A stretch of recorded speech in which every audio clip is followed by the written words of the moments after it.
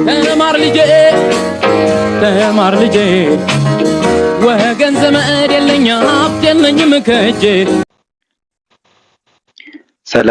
ሰላም የተወደዳችሁ የቻናሌ ተከታታዮች እንደምን ሰነበታችሁ? እንደምን አላችሁ?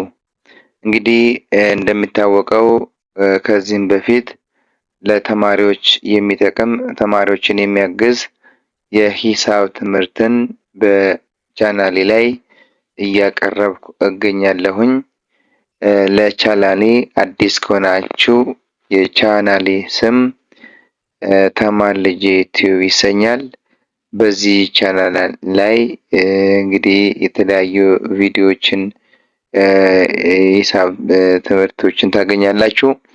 ዛሬም እንግዲህ እንደ ባለፈው የአራተኛ ክፍል የሂሳብ ትምህርትን ምዕራፍ 8ን እዤላችሁ መጥቻለሁ።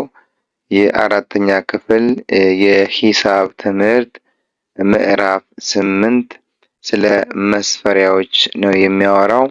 እንግዲህ መስፈሪያዎችን ስንመለከት መስፈሪያዎች በሶስት ይከፈላሉ።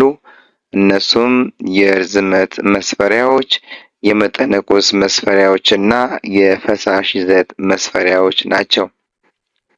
ከነዚህ ከሶስቱ መስፈሪያዎች ውስጥ የመጀመሪያ ላይ የምንመለከተው የርዝመት መስፈሪያዎችን ነው። የርዝመት መስፈሪያዎች በሁለት ይከፈላሉ። እነሱም ባህላዊ የርዝመት መስፈሪያዎች እና ዘመናዊ የርዝመት መስፈሪያዎች ናቸው ማለት ነው። በመቀጠል በመጀመሪያነት የምንመለከተው ባህላዊ የርዝመት መስፈሪያዎችን ነው። ባህላዊ የርዝመት መስፈሪያዎች እንግዲህ የሚባሉት የሚከተሉት ናቸው። እነሱም ስንዝር፣ ጫማ፣ ገመድ፣ ክንድና እርምጃ ናቸው። እነዚህን ባህላዊ የርዝመት መስፈሪያዎች በተለይም በገጠር አካባቢ የሚኖሩት ማህበረሰቦች በስፋት ይጠቀሙባቸዋል። ነገር ግን እነዚህ መስፈሪያዎች ዓለም አቀፋዊ ተቀባይነት የላቸውም።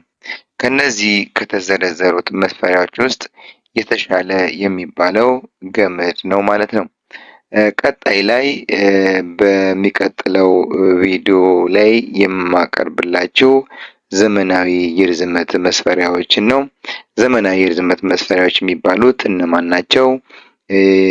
ያላቸውስ ተዛምዶ ምን ይመስላል የሚለውን ቀጣይ ቪዲዮ ላይ ይዤላችሁ የሚቀርብ ይሆናል።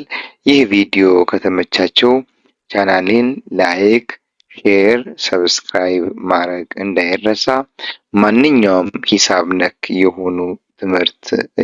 ትምህርት የሆኑ ጥያቄዎች ደግሞ ካላችሁ በኮሜንት ሴክሽን ላይ ብታስቀምጡልኝ የምትፈልጉትን ቪዲዮ ልሰራላችሁ እችላለሁ። ስለተከታተላችሁኝ አመሰግናለሁ። ተማር ልጄ ወገን ዘመድ የለኝ ሀብት የለኝም ከእጄ።